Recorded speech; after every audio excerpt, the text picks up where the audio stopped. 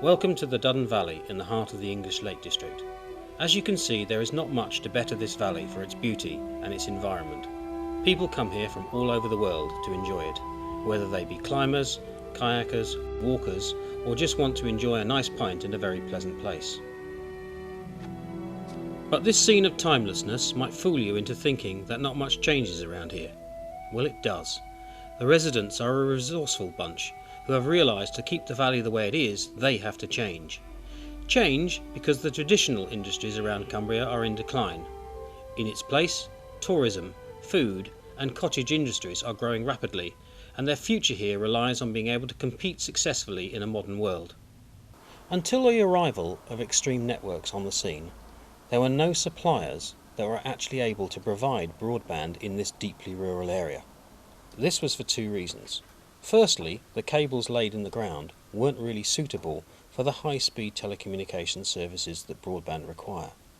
And secondly, the distances involved from the exchange were far too great for normal broadband services using ADSL technologies. So let's take a look at how Extreme Networks have overcome these problems and provided a network in this valley. Behind me is the BT telephone exchange in Broughton-in-Furness, and it's here where the Duddon Valley network starts. Extreme Networks' first job was to unbundle this exchange to allow them to place the special long-reach DSL technology that will allow them to get into the heart of the valley. Unfortunately, this exchange is very small, and their first hurdle was to find extra space to place their equipment, and this was done by actually putting it in the building next door in the coach house, linked together via a cable that runs underground between the two buildings. From the exchange in Broughton-in-Furness, the network runs along cables laid by BT in this trench in the road along in front of me, to the heart of the valley.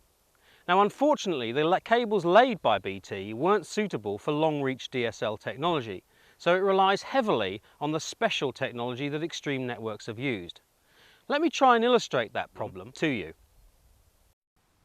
This cable contains lots of individual pairs of wires.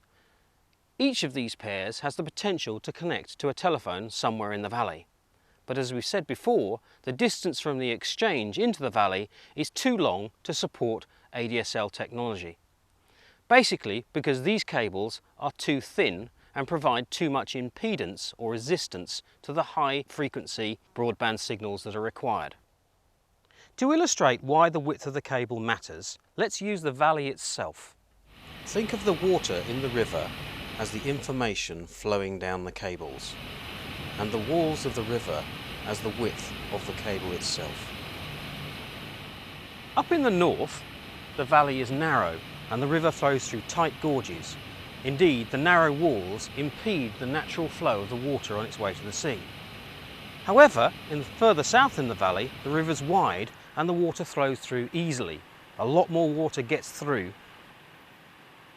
So these cables are narrow.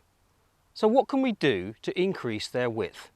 Essentially, Extreme's technology allows us to take pairs and bond them together, like this, allowing an effective cross-sectional area which is much greater than what we had before, allowing our signals to go further and faster into the valley. So those cables eventually find their way here to Cabinet 3, situated in the heart of the valley. And from here the fun really starts, because we change technology altogether, moving to radio technology.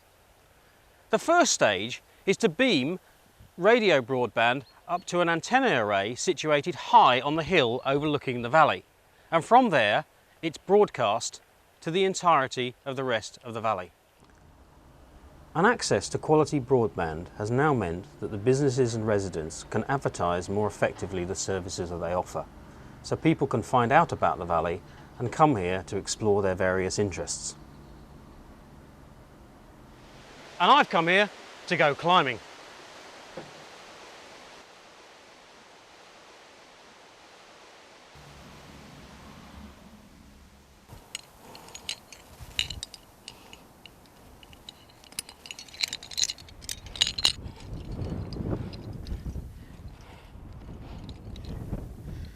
So you might ask how we've come to climb here in the Duddon Valley. And what is the relevance of broadband to that? Well, the first thing I did when I decided I wanted to go climbing is I looked something up on the internet, and I found a place I'd not been to before, and that place was Wallbarrow Crag here in the Duddon Valley. And as you can see, it's a pretty nice place. But the second thing I was able to do is I was able to look up on the internet somewhere to stay, and I found the Newfield Inn. So online I booked ourselves a room. So all in all, via the internet, we're going to have a pretty good weekend. And without broadband, I could have chosen to go somewhere else altogether. Before I set out this morning, I took a few moments to speak to Alan Redfern of Extreme Networks to understand what particular qualities they brought to bringing broadband to this valley. So Alan, what is it about Extreme Networks that's enabled you to deliver a network to this very rural valley where other providers have not been able to do so? Well, basically, as a business, we spotted the opportunity when Ofcom allowed the unbundling of BT exchanges to take a licence to have access to all the exchanges in the UK, and then to select equipment that we knew was suitable for the very specific need. So rather than standard equipment to try and do everything and fail, we select equipment that is very specific for the job, which we know will work. This allows us to get very extended reach into areas that before couldn't receive no broadband whatsoever, or very little broadband bandwidth. Okay. And how important has local help been in assisting you to do that? I'd say essential. Essential.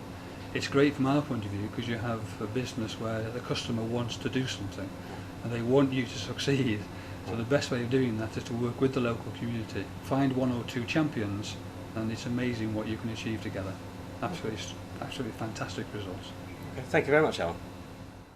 Let's take a look at what broadband has done for residences in the valley. I spoke to Norma Taylor, who runs an outdoor centre at the top end of the valley called Hinning House. So Norma, it's been a little while since we've installed your broadband here. What's it meant for the outdoor centre and the children visiting here? Oh, it's been excellent. They've been doing all sorts of stuff on it.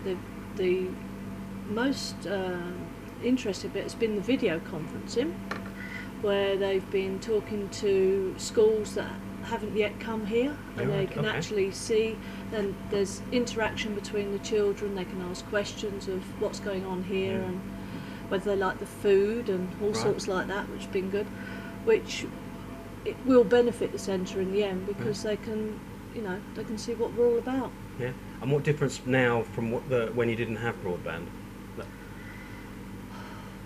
Well, there was just no internet link here at all, and I mean, it's just made life just a whole lot easier. Right. And more enjoyable for the kids? Oh yes, definitely, yeah. So it's not just their educational aspects, you allow them to use them for a bit of fun as well?